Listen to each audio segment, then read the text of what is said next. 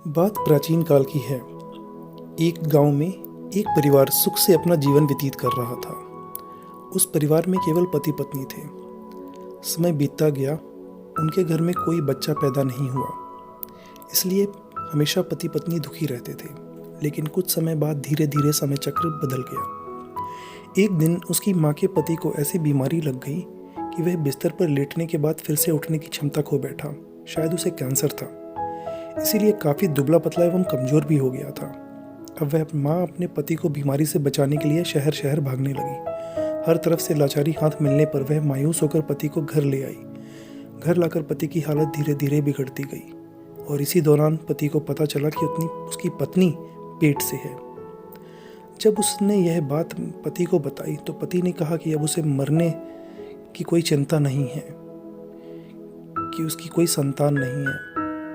अब यदि मैं मर भी जाऊं तो यह बच्चा जन्म लेगा और आपके जीवन का सहारा बनेगा और आपके बुढ़ापे की छड़ी बनेगा। तुम अपना जीवन बच्चे के साथ व्यतीत करना। और यह सब कहकर पति ने अपने प्राण त्याग दिए। पत्नी ने पति का अंतिम संस्कार किया, लेकिन उसके मन में बहुत दुख था। लेकिन यह कहकर उसने अपने मन को आश्वस्त कर लिया कि उसके पति का प्यार, उसके गर्भ में एक छोटा बच्चा एक दिन उस दुनिया में जन्म लेगा और वह मेरे बुढ़ापे का सहारा बनेगा। अब धीरे धीरे समय बीतता गया और बच्चे के जन्म का समय आ गया। तब उस माँ ने एक पुत्र को जन्म दिया। माँ पूरी तरह से उन पर निर्भर थी और बच्चे का पालन पोषण करती थी। धीरे धीरे अब उनका बेटा 5 साल का हो गया, इसलिए माँ ने अपने बेटे को एक स्कूल में पढ़ने के लिए भेज दिया। माँ की ममता विलक्षण होती है, इसीलिए माँ अपने बेटे से बहुत प्यार करती थी। माँ अपने बच्चे का दर्द नहीं देख सकती, इसीलिए माँ उस बच्चे का दुख एवं दर्द स्वयं उठाती थी। अमीर लोगों के घरों में काम करके कुछ पैसे बचाती थी। वह बेटे की हर मांग पूरी करती थी। धीरे धीरे बेटा बड़ा हुआ और उसने उसे गांव से बाहर शहर में पढ़ने के लिए भेज दिया। बेटा भी खूब मन लगाकर पढ़ाई करने लगा और एक दिन वह बड़ा अधिकारी बन गया। जब माँ को इस बात का पता चला तो वह बहुत खुश हुई कि उसके जीवन के सभी संकट अब उसके बेटे द्वारा काट दिए जाएंगे। बेटा अब गांव से दूर रहने लगा और आत्मविश्वास से अपना काम करने लगा। अब उसकी माँ गांव में अकेली रह गई। धीरे धीरे समय बीतता गया। नौकरी को अधिक समय देने के कारण बेटे का अपनी माँ के प्रति लगाव भी कम हो गया था और वह अपनी माँ को लगभग भूल चुका था। उसे वहाँ एक लड़की से प्यार हो गया। जब उसने लड़की को अपनी माँ के बारे में बताया तो लड़की ने कहा कि अगर वह यह सब अपनी माँ को बताएगा तो वह हमारी शादी के लिए तैयार नहीं होगी। इसीलिए उसने बिना बताए माँ को शादी कर ली और लड़की ने अपनी माता पिता से मिलकर शादी की थी।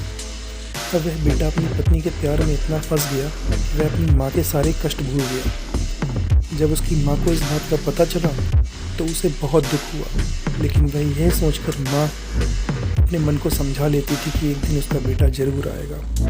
समय बीत रहा था और माँ भी अब बूढ़ी हो रही थी। गांव के लोग भी उसे कहने लगे थे कि अब उसका बेटा कभी नहीं आएगा, लेकिन उस माँ के मन में एक उम्मीद थी कि एक दिन उसका बेटा जरूर आएगा। उधर बेटा पत्नी के प्यार में माँ को पूरी तरह से भूल चुका था। हाँ, धीरे धीरे माँ भी इतनी बूढ़ी हो गई थी कि माँ को चलने फिरने में परेशानी होने लगी। फिर एक दिन उस गांव के लोगों को बुलाकर उसने एक पत्र लिखा और उसे अलमारी में सुरक्षित स्थान पर रख दिया। गांव के लोगों से कहा कि जब उसका बेटा आए तो उसे यह पत्र दे देना। और बूढ़ी माँ एक दिन अपने बेटे की याद में गुजर गई। इधर एक दिन इसी बात को लेकर उसके बेटे और उसकी पत्नी का झगड़ा हो गया और उसकी पत्नी ने उसे हमेशा के लिए छोड़ दिया। अब बेटे को अपनी माँ की याद आई। एक दिन वह गांव आया। गांव में आकर उसे पता चला कि उसकी माँ इस दुनिया में नहीं है। गांव के लोगों ने उसे बहुत भला बुरा भी कहा कि तेरी याद में तेरी माँ मर गई, तुम्हारे नाम की एक चिट्ठी रह गई है। बेटे ने जब वह चिट्ठी खोलकर देखी तो उस चिट्ठी में उसकी माँ के दर्द भरे जीवन का सारा दर्द लिखा था और अंत में लिखा था कि बेटा, अगर मेरे कारण आपके पारिवारिक जीवन में कोई बाधा आती है तो मैं जीवन भर आपसे अलग रहूँगी। अब बेटे को अपनी माँ के प्यार का एहसास हुआ और उसने अपनी गलती का पश्चाताप किया। कैसे माँ के साथ जीवन अनमोल होता है, क्योंकि माँ का प्यार स्वार्थ रहित होता है। तो इस कहानी से हमें यह निष्कर्ष निकलता है कि दोस्तों, एक माँ की ममता के बारे में कुछ नहीं कहा जा सकता। माँ का प्यार निस्वार्थ होता है और बाकी सभी भाई बहन का प्यार भी स्वार्थ से अछूता नहीं है। माँ एवं पिता के अलावा दूसरे किसी न किसी स्वार्थ से ही प्यार करते हैं। माता पिता केवल भगवान का स्वरूप है। Like, subscribe and share.